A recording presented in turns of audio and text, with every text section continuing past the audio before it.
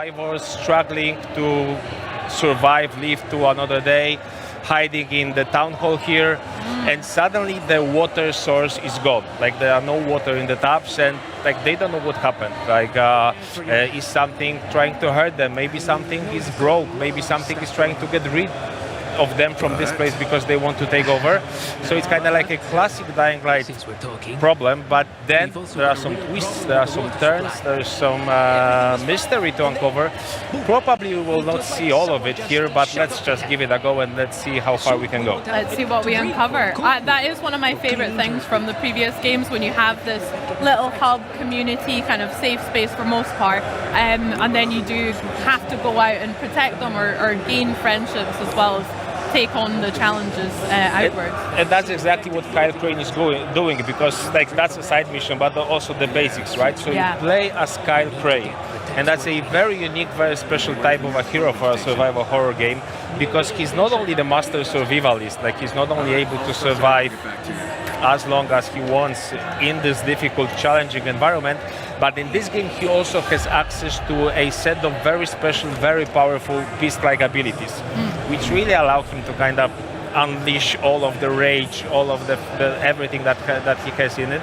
And like the tagline for the game is that they were trying to break him, but they created a beast. And why they were trying to break him? Because he was captured by this guy named the Baron. Baron is a crazy scientist who's trying to achieve something very, very sinister. And Baron was experimenting on Kyle for a number of years. Kyle manages to break out, so they didn't break him. And now he's ready to unleash his wrath, he's ready to take revenge, but for that he needs some help. And that help comes from the people that live in this beautiful valley that we see on the screen right now. This is the valley, the region is called Castor Woods. Okay. It's modeled after Swiss Alps, like little touristy towns in Swiss Alps. Lots of nature, lots of very beautiful vistas. But of course, this one has lots of zombies in it. Perfect holiday. Yeah, exactly. I mean, if there was a zombie apocalypse, I'd probably go to the Swiss Alps as well, Yeah, just of course, to see it. of course. But yeah, of course. Like the high season for zombies is there all the time. And actually, what we have here, so the town in the middle of the map is actually built to be almost like a parkour paradise. We really wanted to squeeze as much as possible out of this location, so players are able to seamlessly showcase all of the parkour skills, jump, run, wall run, slide, connect all of that together. How are you feeling? Do you want to fight some zombies? No, I think we could, we got it. There's plenty of them around. I think, We'll warm up to that, that's fair. Let's see some parkour, because obviously that's so intrinsic to Dying absolutely. Light. So Dying Light was built on parkour, right? Like when we started working on the series, we actually asked David Bell, who's the grandfather of parkour. He's the inventor of modern parkour, to help us to share his insights, his expertise. We got him in our studio, we mock-upped his moves, we asked him to basically tell us how close we are to reality, because one thing about Dying Light is we always put a lot of emphasis on immersion. We really want to make players feel like they are part of this world, like they are the character there. Come on, Aaron! Like the whole QA department is looking at you. No. It's a lot of pressure for a live. It's all part of the. It's all part of the plan. It's Dying Light, But I think it's worth saying that this is like, you might look at the game, you might look at the screenshots and think, oh, okay, I see a machete, I see a guy, I see some zombies. It's just easy peasy. I go slash through zombies. Absolutely not. This is a survival game. This is a thinking man's survival game. So you constantly have to be on your toes. You constantly need to think like a survival to survive. Even if you are as a good player as Aaron, you have to constantly look at. You have to look at every step that you take. It happens to the best of it. And I can understand why Aaron is nervous. Like before coming here, we had a conversation that actually the whole QA team, from which Aaron is, they were aware that he'll be playing, so they are watching right now, putting extra pressure on the guy. I kept it quiet, and it was. But don't worry. Aaron, you're doing amazing. Thank you. And by the way, if I just using the opportunity, let's just wave to our QA guys, because they are really putting a lot of work into this. They are the most important part of the dev team in this very final stretches of the production, because we are basically just 4 weeks from releasing the game. So exciting. Yes, so very close. Actually, maybe we can loot some stuff, right? Yeah, I think it's a good chance here. Yeah. Yeah. This, I love this layout so far. I mean, the town itself feels a little bit on the less living and breathing side of things for now, but it still feels so realistic, as if I've actually felt those textures and been in places like this before. Yeah, so actually this is something that we are very proud about, because like the whole world has been handcrafted by our level artists. Yeah. And not only handcrafted, but also they've managed to put a lot of Easter eggs, in-jokes into the world. So like the posters you see there, like they have even scanned some of the items that they have in their homes, in their houses, and kind of brought them into like the virtual versions here in the game. I'm not sure we'll see that, but for example, there's a blanket like with a lion. We might get a chance. Yeah, we might get a chance to see that. So actually, that's a blanket that was kind of scanned, taken from grandma of one of our artists, and in a way to kind of honor her and put something very real into the game. We have the blanket and a lot of other different items. The whole map has been created by hand by our artists. That's why it feels so immersive. It feels real, like every square inch is different. Yeah, you've really put heart and soul into it. I mean, the second game, obviously, it's in the title, Dying Light 2 Stay Human. So I think that's been one of my favorite parts of the Dying Light games, is it's set aside from other games like that because it feels so realistic. And, realistic also in the combat. Exactly. Representation of gore. So another thing about Dying Light, aside from parkour, of course, it's a melee combat focused game with lots of brutality, lots of gore. I think that's something that's very important in the zombie genre, that you really need to show the guts, you really need to show the blood, you really need to show the kind of the brains being exposed, the heads being cut. Yeah. I'm not sure how much of it can we show, because I think the previous games were a little bit on the family-friendly side. But that's also a good thing, because Aaron is having fun because he knows how to play the game. He spent hundreds of hours in it. But again, this is a game where you see zombies, you don't just run at them and slash them. Like, you really want to make sure that whatever you do makes sense, that you don't take unnecessary risks. That's a nice thing. Actually, maybe it's also worth mentioning that a lot of our combat in Dying Light the Beast is created using physics and ragdolls. If we have animations that are super short, just to represent what happens with the enemy that you are hitting.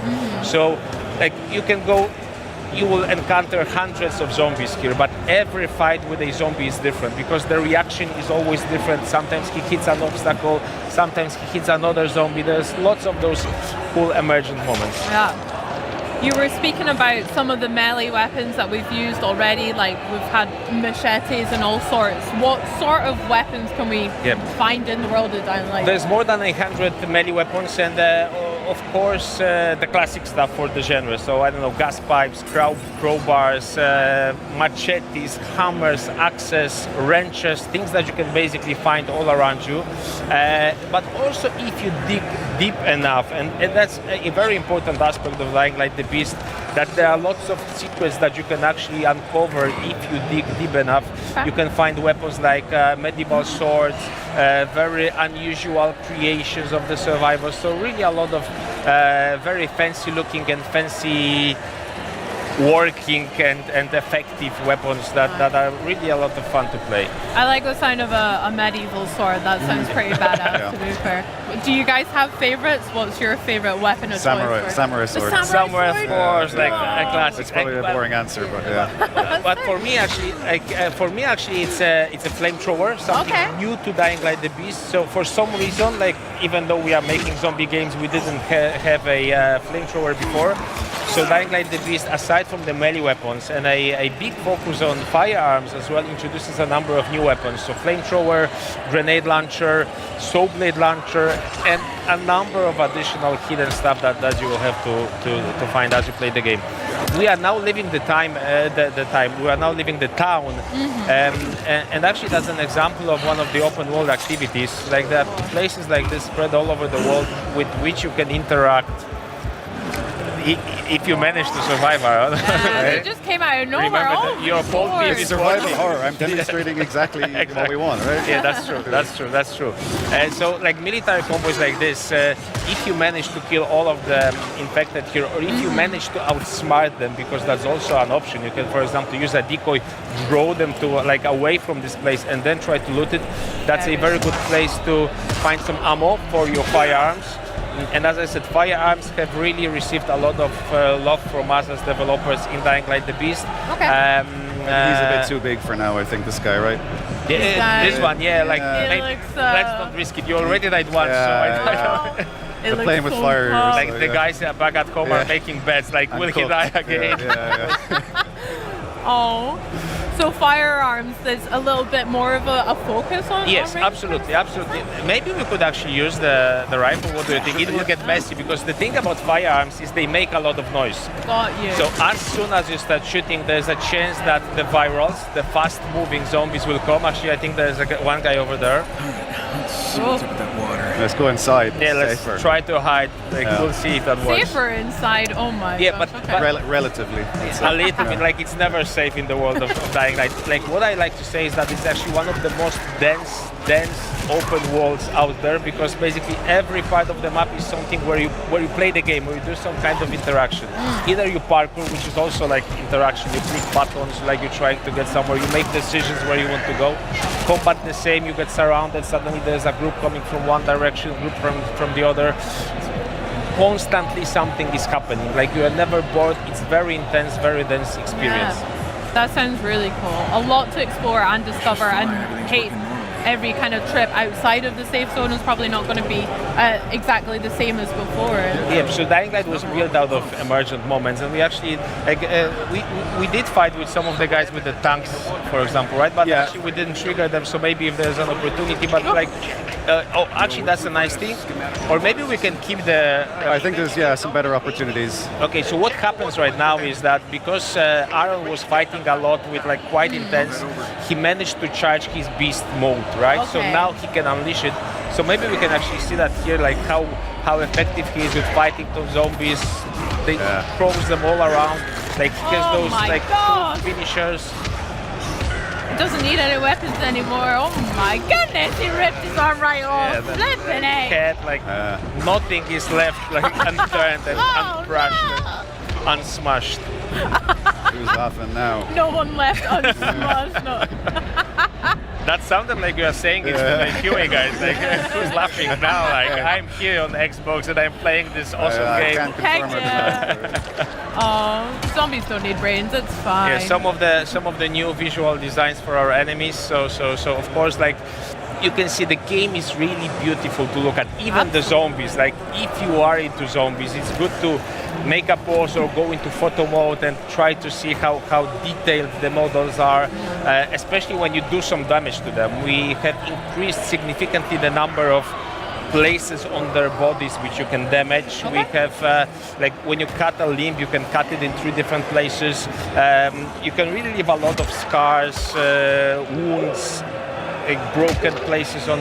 Yeah, let's try to. That's nice, quite brutal. I saw earlier like when that. you just left someone crawling because you cut his leg off, so that was quite mean for that poor zombie, I feel, as well.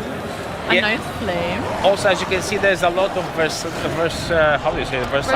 versatility. Yes, like, emotions. There's a lot of varied ways how you can solve combat situations. That's also something that we were always thinking about when we were working on Dying Light games. We want to give players freedom where they go anywhere, climb anything, freedom how they fight. Actually, we're leaving the mission area, so that of course in the full game you're not leaving mission area, so the freedom is open and you can go everywhere you want. Yeah, I like the tactic of running away. That's my favorite tactic for zombies. But that's also like that's your choice, right? And again, like vehicles, another thing that's new to the Beast. Actually, maybe we can also show the FPP, right? Because you can drive from that perspective, like keep the immersion. So it is like it's nice to roam through zombies, blast through zombies with your vehicle, giving you a little bit of those Carmageddon vibes. But again, like a little reminder. This is a survival game, right? So like you need to think about how damaged your vehicle is, or And the gas. We're about to run out of yeah, gas. exactly, doesn't have gas. So I think we are slowly running out of gas. So Got to find a gas station. That's exactly. good to know, right? I'm not sure they're still working. You know, Oh, man. So with our new vehicles and things, is there different areas that we can explore around the world then? No, Different, so like, actually we islands? decided to choose this one because it fits the environment most, right? So Aaron, when you get up, maybe let's just have a nice look around the place. So about Taking the view, I love that. yeah, take the view, and we'll talk about vehicles. So we have chosen those off-road pickups because they fit the environment most. We didn't see that much of it yet, but the whole world is actually quite varied. We have the town in the middle, we have an industrial park, we have swamps, we have mountains with hiking trails, we have farm fields, so a lot of very uneven terrain. So off-road pickups seem to be most fitted to this kind of environment. So yes, you are driving that vehicle. There might be some things hidden, but I'm not spoiling that too much. But then you're also able to customize the visuals of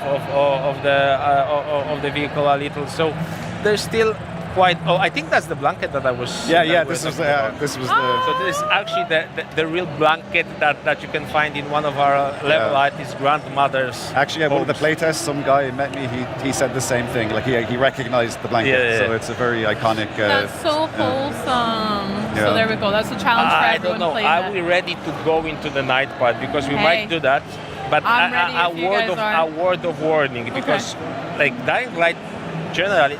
Let's maybe look at some Vista before us. Okay, let's go to the night. Yeah. So what Come on, happens I'm is scared. that Dying Light basically is a game of two halves. The day part that we have just experienced, if you are a good player, you are in control. You know what to do, like you know how to behave. You will kind of find your way around in this apocalypse. But the night part is something completely different. What happens is the volatiles, and I will scare you a little, so kind of sit Don't tight. do it to me. The volatiles, like the scary monsters, the apex predators, the kings of the night, they are coming out, they are roaming the whole place. And with those guys, you don't fight with them. Like when you see them, you try to run away as quickly as possible. Okay, maybe at the end of the game, where your beast mode is fully charged, where you have unlocked all of the skills for the character, because there's like a big skill tree of various beast skills that you unlock. If you are kind of fully formed beast mode Kyle Crane, you can fight with them, but without that, it's really, really scary. So maybe we can actually try to sneak upon those guys a little, so we see them from close. We'll go sneaky beaky. You can see where they are if you use the survivor sense. So that's like a special senses of Kyle Crane where we can see the threats and be aware of the threats they're around already him. onto me. But it seems the volatiles are everywhere. Maybe actually what we could do, that's scary. There's so many. Yeah. So yeah, this new kind of sensor to see the volatiles around and other zombies. All of the threats, but I think actually, so the chase has started. They are onto us, and now like it will get super, super difficult because the guys, like the regular biters, the regular zombies, they're just zombies, They're right? fine, So you can avoid them, you can jump over them basically. With volatiles, they're chasing you, they're right behind you. It's actually good to look behind you from time to time. They're basically better at parkour than you are, so they can really We've seen grab that you. for sure. Yeah. Oh my gosh! So you have to try and outrun them for now until we've built up our beast Until he ability. dies, I think. I don't fancy my odds very much. Yeah. But we'll try. So what you can see at the top of the screen, the red bar shows you the intensity of the chase. So we are basically in the middle of how intense it can be. What happens when it gets full level? You're gone basically. Like it's time to restart the game. Yes.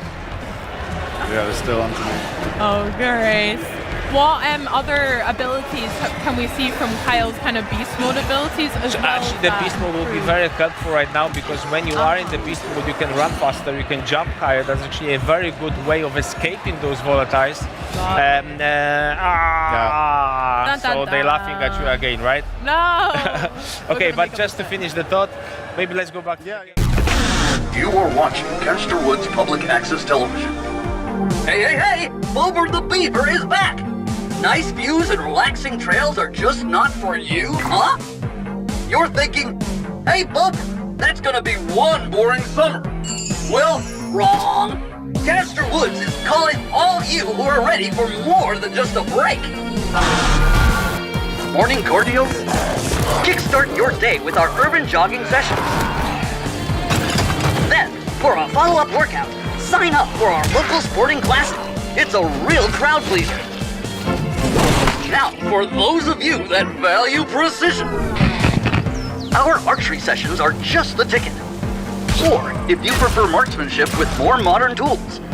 At all distances, we've also got an arsenal of choices at our thrilling ranges. Now, what's better than hitting your mark? Hitting the road! Experience our high-octane off-road adventures. Or take our zipline tours. Great views, no traffic. Now, we have something in store for those of you preferring more relaxed activities.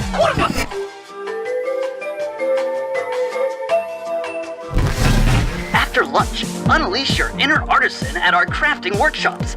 Learn to shape molten glass into fiery creations.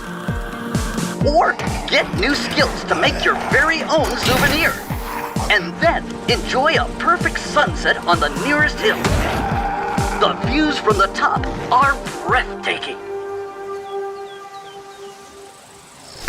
What? You think that's it? The day's over? Bober's going to bed? No. When the night comes, the real fun begins.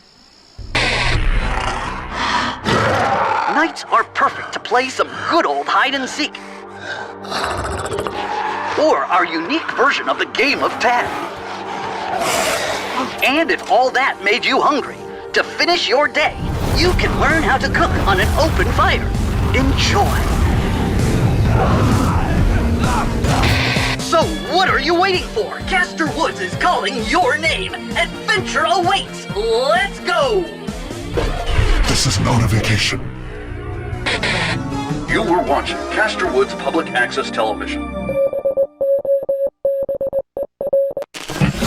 If you want to hike and play, Castor Woods is right away. Grab your boots, you got your snack. Just don't forget to watch your back. Coming up next, the greatest gameplay trailer yet. Change the channel. Dying Light the Beast. Pre-order now.